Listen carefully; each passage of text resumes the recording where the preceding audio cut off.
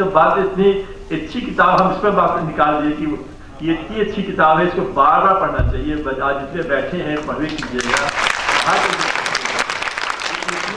इसमें सवाल को खड़ा कर देता है, जवाब तो है ही है, जो इसमें कुछ पूछा उसे जवाब दिया गया, लेकिन साथ साथ बहुत से प्रश्न खड़े हो जाते हैं।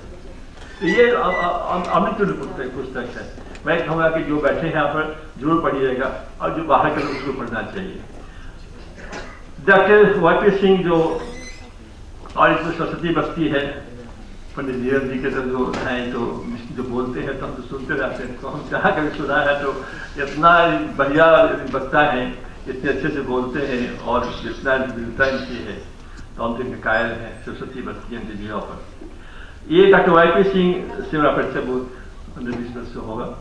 बड़े ही दार्शनिक हैं, और इनमें जो खूबी है वह यह है कि यह भी हरदम निरंतर खोज में लगे हुए हैं।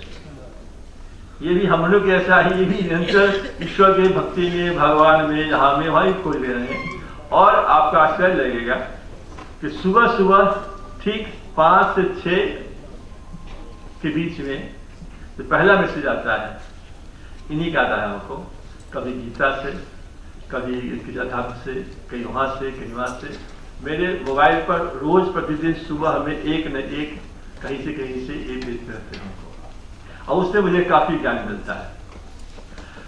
जो मुक्ति पथ लिखा है इन्होंने, इसमें पूरी इनकी अनुभूतियां हैं जीवन की, अच्छी भी और थोड़ा जो जीवन के साथ ऐसा होता है।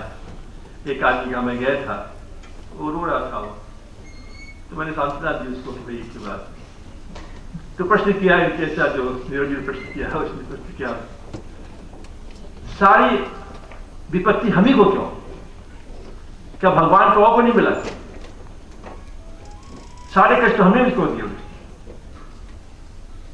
तो हमने कहा देखो ऐसा है कि ये तो उत्तर देना बहुत मुश्किल से हमारा है हमारे पास में, लेकिन है क्या कि यही तो हम लोग कहते हैं, जाहे भी राखे राम ताहे भी। तो ये जो हम ऊपर हाथ करते हैं, तो हिंदू हो, मुसलमान हो, क्रिश्चियन हो, सब लोग हाथ ऊपर करता है,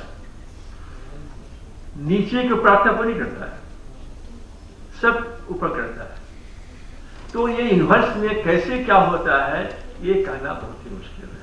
चाहे आपको ही ऐसा हुआ, नहीं होना चाहिए, ये तो सत्य है, लेकिन अब क्यों होता है, कैसे होता है, तो बहुत से ऐसे प्रश्न हैं जो अनुत्तर है, किसी के पास उत्तर नहीं। जितने संवाद रेफरेंस में आए भाषण के दौरान, किसी में अंत कहीं नहीं है। वेद ने कहा नेति नेति, उसने कह दिया कि क्या हम जानते हैं क्या है। तो वो ईश्वर है, ईश्वर के निर्माण कैसे होता है, क्या होता है। अब ये बड़ा महत्वपूर्ण बात है कि इसको कैसे क्या किया जाए, क्या नहीं किया जाए। इनके 2 लाइन से सुझाते हैं, समय समाप्त हो गया है। जो समझौता जो लिखा है, जीवन को न जाने कब कितने लोगों ने किया परिभाषित अपने अनुभव और दूसरों पर बीती घटनाओं के संदर्भ में।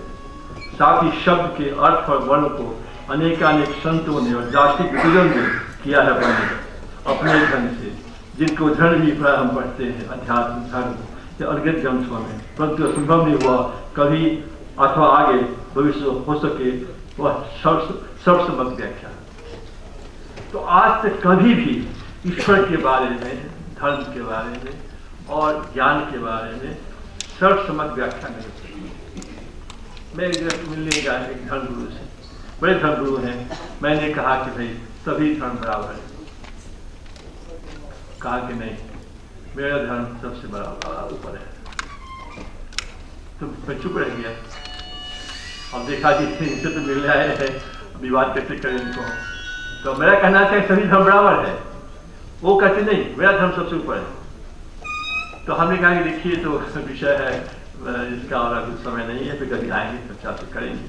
तो सर्वसम्मत कहीं नहीं, ईश्वर के बारे में, प्रकृति के बारे में, जन्म के कैसे जन्म होता है, क्या होता है, नहीं होता है। और जो संवाद अंतिम हम साफ कर रहे हैं कि जो संवाद होता है, ये जो नीरज जी ने प्रश्न किया है और जो उन्हें जवाब दिया है रामपाल चतुर्वेदी जी ने, दोनों ही इनका प्रश्न ही उतना बढ़िया है, उत्तम है, उनका जवाब उतना ही था। दोनों के कौन बड़ा कौन छोटा करना बहुत मुश्किल है। प्रश्न बड़ा है, जवाब बड़ा है, ये करना बहुत मुश्किल है। इसलिए दोनों को अपने तरफ से हम साधुवाद और धन्यवाद देते हैं कि इतनी बड़ी प्रश्न और इतने बड़ी उत्तर। सिर्फ कमलेश जी तो रहे नहीं, एक बार कमलेश जी ने इंटरव्यू लिया था और 45 मिनट कैसे निकल गया पता ही नहीं चला मुझे। अब उसमें वो ऐसे प्रश्न खड़ा कर रहे थे कि उसके उत्तर खुद लेना पड़ता था हमको। तो ये है कि जो प्रश्न जो खड़ा करता है ना, निश्चित ही वो आदमी निश्चित ही उस मामले में हम बड़ा तो नहीं कर पा रहे हैं किसी को, लेकिन यह है कि बहुत ही महत्वपूर्ण है प्रश्न खड़ा करना।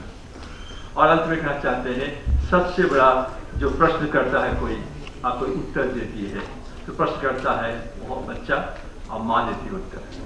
उससे बड़ा कोई आज तक प्रश्नोत्तर या प्रश्नोपनिषद नहीं बना है जिसमें कि बच्चा प्रश्न करे और माँ जवाब दे।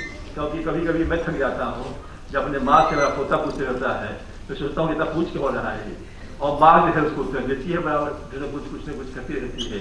तो प्रश्नोपनिषद संवाद में जो माँ और बच्चे का संवाद होता है, सबसे बड़ा संवाद होता है मेरे ख्याल से, वो गीता के अर्जुन और कृष्ण जी बढ़ाता है। बहुत बहुत धन्यवाद मौका दिया